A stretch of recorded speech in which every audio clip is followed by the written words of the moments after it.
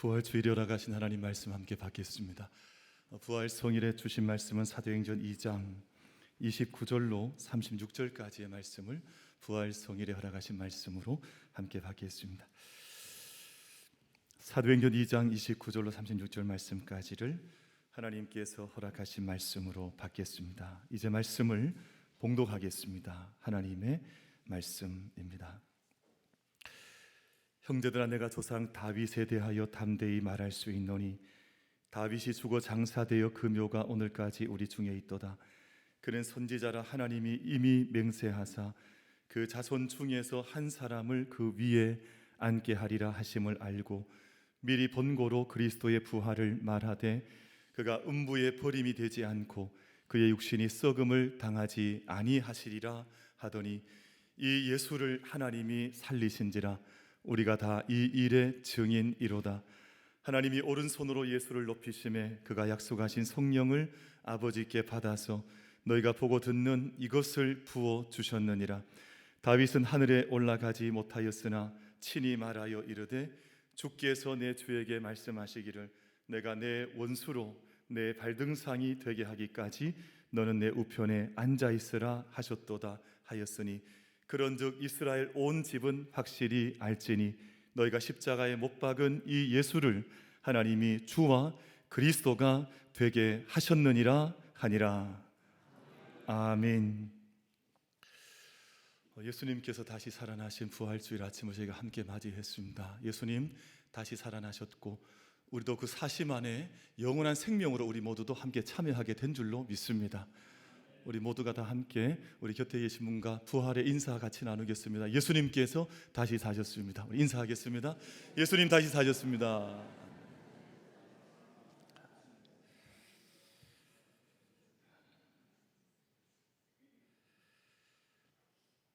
주목이라고 하는 나무가 수명이 긴 나무로 알려져 있는데 나뭇결이 워낙 치밀해서 죽은 후에도 썩지 않고 또 오랫동안 그 형태를 유지를 해서 사람들이 주목을 가리켜서 말하기를 살아서 천년, 죽어서 천년이라고 하는 말을 주목에게 이제 표현을 합니다. 그리고 사람들은 이제 그 주목이라고 하는 나무를 이제 상징적으로 생각을 해서 어떤 어려움 속에도 꺾이지 않는 삶을 살고 또 세상을 떠난 뒤에도 이제 향기처럼 오래 머금는 또 뜻이 남는 삶을 상징하는 나무로 주목이라고 하는 나무를 삼는데, 주목은 살아서 천년, 죽어서 천년이라고 말을 하지만 예수님께서는 공생애를 사실 때 삶 자체가 모든 사람들에게 선물 같은 삶을 예수님께서 살아가셨습니다.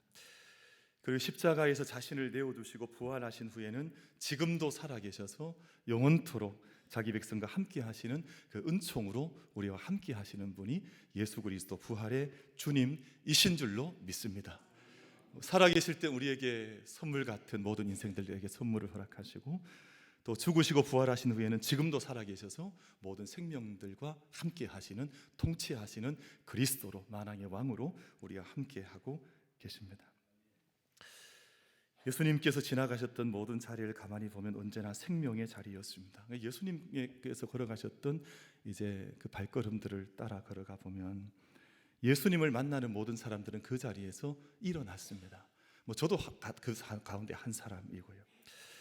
그럼 울던 모든 사람들이 노래하기를 시작을 하고 또 예수님은 사람을 만나면 사람을 살려주시고 또 관계를 회복시켜 주시고 삶을 축제로 그렇게 바꾸어 가신 것이 예수님의 공생애의 삶이었습니다. 저는 예수님의 세 가지 공생애 가운데 세 가지 장면을 잠시 묵상을 하려고 하는데, 첫 번째는 가나 혼인잔치입니다. 이제 모든 포도주가 다 떨어져 가고 잔치가 마치 이제는 좀 이렇게 부끄럽게 잔치가 끝나가려고 하던 그 자리였는데 예수님께서 풍성한 포도주를 그곳 가운데 만들어 두시면서 새로운 기쁨의 자리가 될 수 있도록 예수님께서 그 자리를 섬겨주셨습니다. 자칫 잘못했으면 결핍으로 잔치가 끝이 날 뻔했습니다. 자칫 잘못했으면 민망함이 그 잔치의 마지막 결말이 될 뻔했는데 예수님께서 물로 포도주를 만드시면서 또 모자람을 충만함으로 바꾸어 주시면서 그 자리를 새롭게 기쁨의 자리로 바꾸어 가셨습니다. 성경은 이 장면을 예수님의 요한복음의 첫 번째 표적이다라고 말씀을 하시는데, 첫 번째 표적은 갖는 의미가 크죠. 예수님의 삶이 무엇인지, 예수님은 무엇을 위해서 이 땅에 오셨는지를 정확하게 말씀하시면서 이제는 모든 기쁨을 잃어버릴 만한 그 자리에 친히 찾아오셔서 기쁨을 회복해 주시는 분이 바로 예수님의 생명의, 예수님의 발걸음이라고 하는 것을 우리 가운데 말씀해 주셨습니다.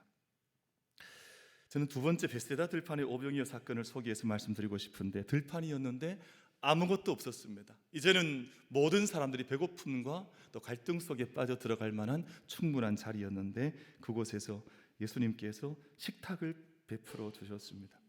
어린아이의 손에 작은 도시락 하나가 들려졌는데, 예수님 손에 그 도시락이 들려지자 모두의 배를 채우는 충만한 풍성함이 베세다 광야에서 들판의 잔치로 사람들 가운데 나타나게 되었습니다.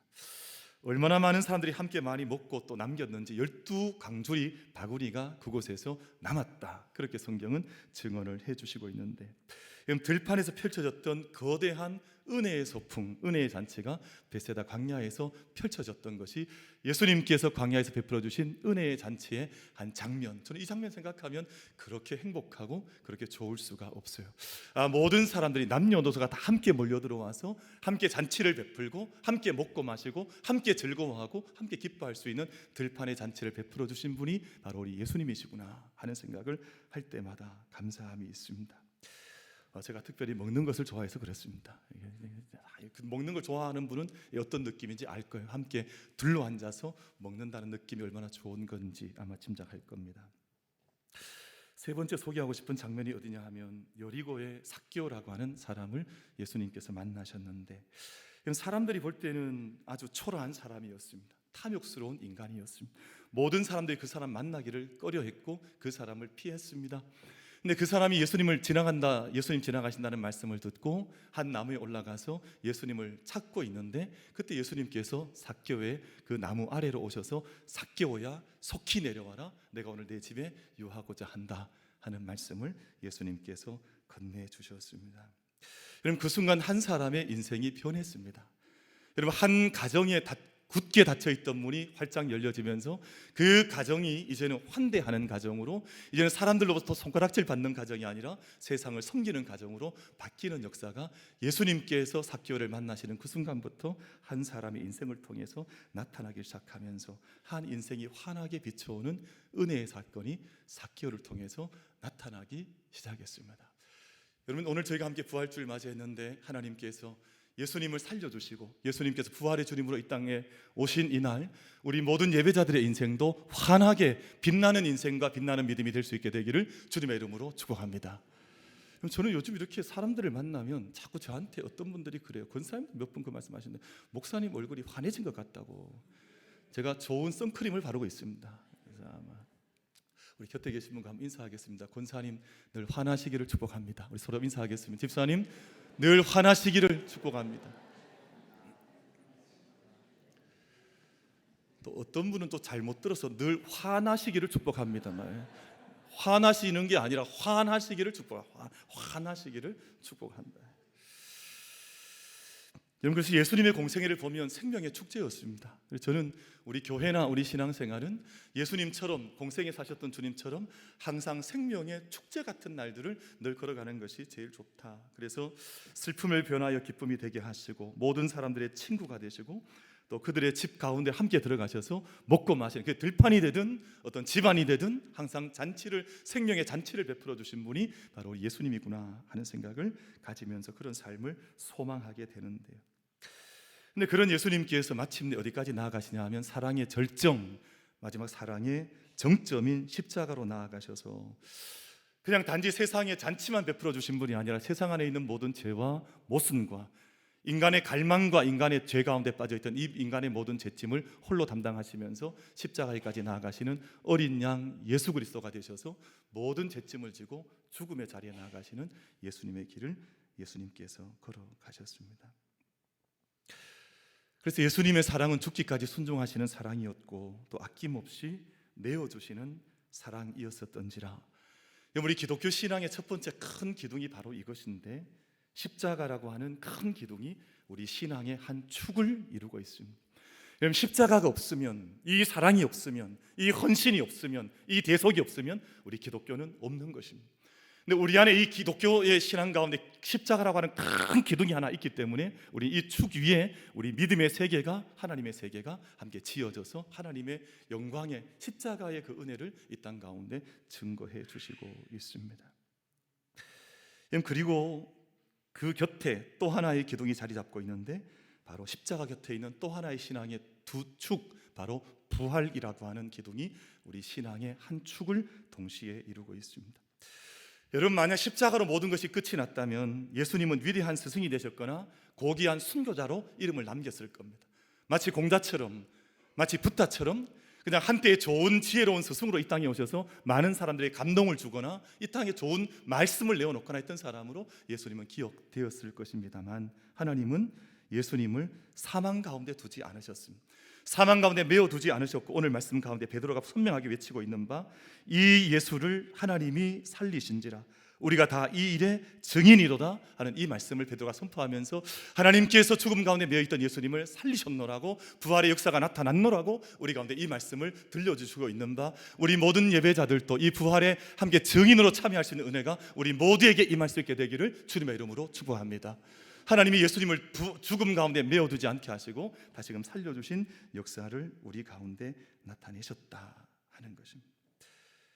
오늘 베드로는 다윗의 예언적인 시편을 인용하면서 예수님의 부활을 증언하는데요, 다윗은 예수님 오시기 약 1000여 년 전에 살았던 인물인데, 1000여 년 전 선지자적인 감동을 받아서 1000년 후에 나의 위에 다시 올라갈, 영원히 죽지 않을 생명의 길을 걸어갈 한 사람이 온다고 하는 것을 예언을 했고, 여러분, 시편 말씀 가운데에서 말씀을 인용하여서 오늘 저희들 가운데 말씀하신 바 27절, 28절 제가 읽었던 본문 바로 위에 말씀인데, 이 말씀은 시편 16편을 다시금 인용해서 고백한 말씀인데, 이렇게 말씀을 합니다. 이는 내 영혼을 음부에 버리지 아니하시며 주의 거룩한 자로 썩음을 당하지 않게 하실 것이미로다. 주께서 생명의 길을 내게 보이셨으니 주 앞에서 내게 기쁨이 충만하게 하시리로다. 아멘. 이것이 베드로 사도께서 선포하셨던, 그리고 바울의 말을, 다윗의 시를 인용하였던 부활의 선언으로 이렇게 기록이 되어져 있습니다. 여러분, 그래서 부활이라고 하는 이 사건은 예수님께서 부활의 모든 사건의 첫 열매가 되셨다라는 바로 그 사건입니다. 하나님 안에 있는 생명은 결코 썩지 않는다는 선언이고, 하나님 안에 있는 사랑은 패배하지 않는다는 선언입니다. 하나님께서 생명의 길을 보이시기에 무덤에서 끝나지 않는다는 선언을 저희가 함께 받았습니다. 그래서 우리 모든 믿음의 삶의 가장 마지막 정점은, 마지막 결론은 항상 부활인 것을 고백하면서 부활 신앙의 삶을 함께 걸어갈 수 있는 우리 모든 만민 가족들의 믿음의 여정이 될 수 있게 되기를 주님의 이름으로 축복합니다. 단지 죽는 것이 아니라, 죽음으로 모든 것이 끝이 나는 것이 아니라, 우리가 썩고 마는 것이 아니라 영원한 생명의 자리에 참여할 것, 생명의 자리에 참여한 믿음의 삶을 살아가는 것을 우리 모든 믿음의 삶의, 부활의 삶의 정점으로 함께 여겨나갈 수 있는 우리 모든 예배자들이 다 되시기를 주님의 이름으로 축복합니다. 그래서 예수님께서 행하셨던 모든 공생애를 가만히 보면 이미 부활의 흔적이, 십자가의 흔적들이 그 모든 공생의 사건 속에 들어와 있는 것인데, 가나의 포도주 바뀌었던 잔치는 영원한 잔치가 시작되었다고 하는 것을 우리 가운데 가르쳐 주는 것입니다. 그럼 오병이어의 떡은 부활 안에서 생명의 떡을 우리가 받고 우리가 영생의 떡에 참여한 사람들로 우리가 초대받았다고 하는 것을 말씀해 주시고 있습니다. 삭개오의 집에 임한 구원은 부활 안에서 온 세상에 열린 구원의 사건이 모든 사람들에게, 어떤 사람에게도 구원의 사건이 함께 부활 안에서 전해지고 있다고 하는 것을 말씀해 주는 공생애의 사건들이었습니다. 우리 모두가 다 이 기쁨과 또 충만함과 구원에 참여하는 부활의 주인공들로, 부활의 참여자들로 함께 설 수 있는 우리 모두가 다 되시기를 주님의 이름으로 축복합니다. 세 가지 말씀을 드리면서 부활을 주일에 전하고 싶은 말씀을 함께 말씀을 정리해 보고자 합니다. 부활 신앙이 뭐냐 하면, 오늘 예수님께서 부활하셨다, 저희가 이제 더 리전, 이제 부활하신 분으로 우리 앞에 섰다 하는 이것을 선포하는 것이 맞습니다. 오늘 32절에서 베드로가 외쳤습니다만, 이 예수를 하나님이 살리신지라, 이 말씀을 제가 먼저 봤습니다만, 한 걸음 더 나아가셔야 하는 것이 뭐냐 하면, 여러분, 살아나셨다는 선포로 끝나는 것이 아니라 주님, 살아나신 주님께서 지금 나와 함께 살고 계시다는 이 선포로, 이 고백으로 나아갈 수 있는 우리 모두가 되시기를 주님의 이름으로 축복합니다. 예수님이 살아나셨다 막 100번 만번을 외친다 한들 내 안에 살아계신 예수님을 만나지 못하면 그 외침이 무슨 의미가 있겠습니까? 여러분, 지금 살아나셨다고 우리가 고백하는 그 주님께서 지금 나와 함께 하셔서 성령의 생명의 능력 가운데 나와 함께 하셔서 나를 살게 하시고 내가 장차 죽는다 할지라도 나를 다시 살리실 것을 믿으면서 정말 부활의 능력 가운데 함께 사로잡혀 살아갈 수 있는 우리 모든 예배자들의 믿음의 삶이 될 수 있게 되기를 주님의 이름으로 축복합니다. 예수님께서 그런 말씀하셨죠. 내가 살아나면 너희보다 먼저 갈릴리로 갈 것이다. 이 말씀은 우리 모든 삶의 현장에서 부활의 주님으로 우리를 만나기를 원하신다 하신 예수님의 말씀이 이 말씀 속에 담겨져 있습니다. 여러분, 예수님께서 때로는 보이지 않으실 때도 있을지 모르겠습니다. 예수님께서 경험되지 않는 것처럼 그렇게 내 삶이 흔들릴 때도 있을 것입니다. 내가 기도를 드렸지만 기도가 응답되지 않는 것처럼 하나님께서 마치 나와 함께 계시지 않는 것처럼 느껴질 때도 있을지 모르겠습니다. 그러나 오늘 저는 우리 모든 예배자들 가운데 시편 16편 8절 말씀을 소개하고자 하는데, 이 말씀이 우리 모두의 말씀이 되기를 바라고, 내가 여호와를 항상 내 앞에 모시며 그가 나의 오른쪽에 계심으로 내가 흔들리지 아니하리로다. 우리 모든 삶 가운데 하나님을, 부활하신 주님을 항상 내 앞에 모시고 그가 내 오른편에 계심으로 내가 흔들리지 아니하리로다. 이 생명의 온전한 생명, 부활의 생명의 말씀을 함께 부여잡으면서 믿음의 삶을 걸어갈 수 있는 우리 모든 예배자들, 우리 모든 만민 가족들 되시기를 주님의 이름으로 축복합니다. 부활신앙이라고 하는 것은 두 번째로 믿는 이들과 함께 걷는 신앙이에요. 주님은 그저 한 개인에게 부활의 소식을 증거하시고 그쳐 끝내신 것이 아니라 모든 부활의 소식을 공동체가 듣게 하셨습니다. 사도들이 다 함께 부활의 소식을 증언하게 하시고 교회가 함께 그 복음을 붙들게 하셨습니다. 그래서 교회는 함께 이 부활 사건 앞에 함께 서기 위해서 온 힘을 다해서 그 부활의 소식을 듣고 또 기뻐하고 함께 전하는 것입니다. 오늘 36절 말씀 보시면, 그런즉 이스라엘 온 집은 확실히 알지니 내가 십자가에 못 박은 이 예수를 하나님의 주와 그리스도가 되게 하셨느니라. 온 이스라엘이 확실히 알라고 말씀을 하셔서 함께 듣고 기뻐하며 함께 온 세상의 부활의 증인으로 살아가라 는 말씀을 우리 가운데 주셨습니다. 그래서 우리가 늘 부활의 주님을 예배하면서 함께 예배하고 또 함께 기뻐하고 함께 먹고 마시며 함께 증언하는 삶을 우리가 더불어 걸어가는 것입니다. 부활절 연합 예배를 왜 드려야 되냐? 여러분, 이 땅에 많은 교회가 부활절 연합 예배를 드리지 않습니다. 대구에 16만 명 성도들이 있다고 하는데 부활절 연합 예배를 몇 명이 드리냐 하면 약 2만 명 또는 3만 명 정도가 예배를 드리거든요. 그러니까 사실은 비율적으로 보자면 높지 않습니다. 함께 부활을 맞이한다, 함께 부활을 기뻐한다, 함께 부활을 영광을 올려드린다 하는 인식 자체가 사실은 많은 성도들 가운데 그렇게 높지는 않습니다.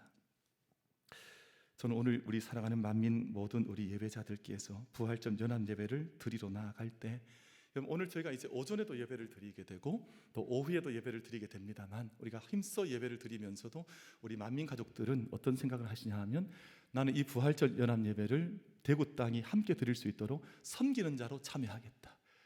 그 마음을 함께 품어주시기를 바랍니다. 아멘을 안 하시잖아요. 우리 섬기는 걸 별로 싫어해요. 왜냐하면 나는 섬김 받기를 원하지. 그래서 오늘 아마 어제 이제 비가 왔고 저기 그 땅이 좀 젖어 있을 수도 있고 아마 날씨가 좋아서 좀 잘 말라서 깨끗하게 되지 않았을까 싶은데, 여러분 그런 생각을 한번 해보시면 좋을 것 같아요. 수건을 하나 좀 가져가셔가지고 내 주변에 있는 의자를 내가 20개만 닦겠다. 몇 개 닦겠다고요? 20개만 닦겠다. 아멘 하십니까? 아멘이 좀 약하잖아요, 평소보다. 내가 왜 의자를 20개나 닦아야 되냐? 여러분 그 예배를 드리고자 하는데, 우리가 아마 목소리 높여서 찬양하는 것도 예배이지만 예배 드린 모든 사람들을 위해서 섬기고 그 자리를 준비하는 것이 가장 온전한 예배의 한 모습인 줄로 믿습니다. 그래서 그 예배를 준비해 주는 마음이에요. 마치 마리아처럼 또는 마르다처럼 그렇게 그 땅을 기도로 섬기고 손길로 섬기고 몸으로 섬겨 나가는 거거든요. 그래서 부활의 소식이라고 하는 것은 나에게만 주어진 소식이 아니라 이 땅 모두가 들어야 될 소식이기 때문에 함께 부활의 공동체로 함께 서서 부활의 예배로 함께 나아가는 것이 그 의미가 함께 있는 것입니다. 여러분, 이 땅의 모든 사람들이 부활의 소식을 듣고 함께 기뻐하고 함께 부활의 공동체로 설 수 있는 그 일을 위해서 우리의 마음을 우리 주님 앞에 올려드리고 정말 영적인 예배를 함께 올려드릴 수 있는 우리 모든 만민 가족들 되시기를 주님의 이름으로 축복합니다. 부활절을 맞이하니까 뭐 좋은 거 많죠. 오늘 또 돌아가실 때 계란 2개씩 드릴 텐데 우리가 계란도 받으시고 좋잖아요. 저도 계란 너무 좋아하는데, 부활신앙 가진다고 하는 것이 예수님 살아나셨습니다. 또 부활의 소식을 함께 들었습니다. 그러고 나면 주님을 향해 걸어가는 것인데, 주님을 향해 걷는다고 하는 말의 의미는 주님께서 내게 맡기신 사명을 감당한다는 뜻입니다. 단지 내가 내 삶의 스피리추얼 디렉션, 나의 모든 삶의 방향을 예수님께만 집중한다, 이런 의미도 되겠습니다만, 그 집중하는 가운데 내게 맡겨주신, 왜냐하면 부활의 주님께서 우리에게 사명을 맡기셨거든요. 내가 만민에게 나아가서 땅끝까지 복음을 전해라, 내 어린 양을 내가 섬기라, 내 어린 양을 먹이라, 그를 살리라. 여러분, 부활하신 주님은 마지막 그냥 무의의 시간으로 보내셨던 것이 아니라 수많은 우리 가운데 주신 생명의 선교적인 사명을 우리 가운데 맡기시면서 그 사명의 마지막 부활의 장면을 우리 가운데 남겨주셨습니다. 여러분, 우리가 예수님 앞에 부활의 주님을 맞이하고 함께 기뻐하면서 이 시간이 주님께서 맡기신 모든 사명들을 나의 온 삶과 생명을 다해서 그 사명을 감당하겠노라 부활의 다짐을 함께 할 수 있는 우리 모든 예배자들 되시기를 주님의 이름으로 축복합니다. 그래서 우리의 삶을 통해서 병든 자를 고치고 그들을 섬기고 귀신을 쫓아내고 어둠을 물리치고 사람들 사이를 가르는 분리의 담을 허물기를 원하고, 주님께서 이 땅에서 공생애 때 하셨던 그 삶을 우리도 부활의 주님과 함께 이 땅 가운데에서 감당해 나가는 것입니다. 그럼 저희가 이 세상 살아가는 동안 가나의 혼인잔치를 끊임없이 만들어가는 우리들이 되시기를 축복합니다. 오늘 연합찬양대 너무 감사해요. 오늘 보니까 저는 애 떨어질 뻔했어요. 처음에 얼마나 세게 나가시는지 갑자기 뭐 하시나 저도 깜짝 놀랐어요. 근데 보니까 정말 부활의 그 능력의 찬양, 가나 혼인잔치의 능력이 나타날 만큼 물이 포도주로 변하는 그런 기쁨의 영광의 찬양을 올려드리신 것이 얼마나 감사한지 몰라. 이런 삶이 우리 삶 가운데 계속해서 이어져 가는 것을 부활 신앙이라 그래요. 그래서 물이 포도주로 변하는 역사를 우리 가운데 나타내는 것입니다. 여러분, 또 우리가 부활 신앙을 산다고 하는 것은 광야, 아무것도 먹을 것도 없던 그 가운데에서 그 어린 나이에 들려졌던 작은 도시락을 통해서 광야에 놀라운 잔치가 벌어지고 생명의 풍성함이 나누어졌던 것처럼 부활 신앙은 바로 그런 신앙을 말하는 것이거든요. 우리가 욕망 속에 살아가는 존재가 아니라 내게 주신 그 하나님의 크신 은총들을 세상 가운데 함께 나누면서 하나님의 잔치가 이 광야 같은 세상 속에 나타날 수 있도록 섬기며 살아가는 것을 부활 신앙이라 그래요. 이제는 모든 것이 다 닫혀져 버리고 홀로 떨어져 있던 외톨이 그 사람에게 찾아가서 다시금 내가 내 집에 유하여야 되겠다 말하면서 그 사람의 가정의 문을 여는 것을 부활신앙이라 그래요. 우리 모든 만민 가족들께서 이 땅 살아가시는 동안 그저 관념적으로 아는 부활 아니라 예수님 살아나셨고 그리고 그 부활이 나의 부활되어서 나는 부활신앙으로 생명 있는 삶을 살고 내가 이 땅에서 숨이 지는 그날에도 하나님께서 나를 다시금 살리실 것을 믿으면서 부활의 참된 주인공들로 주님과 함께, 부활의 주님과 함께 믿음의 삶을 걸어가는 우리 모든 예배자들 다 되시기를 주님의 이름으로 축복합니다.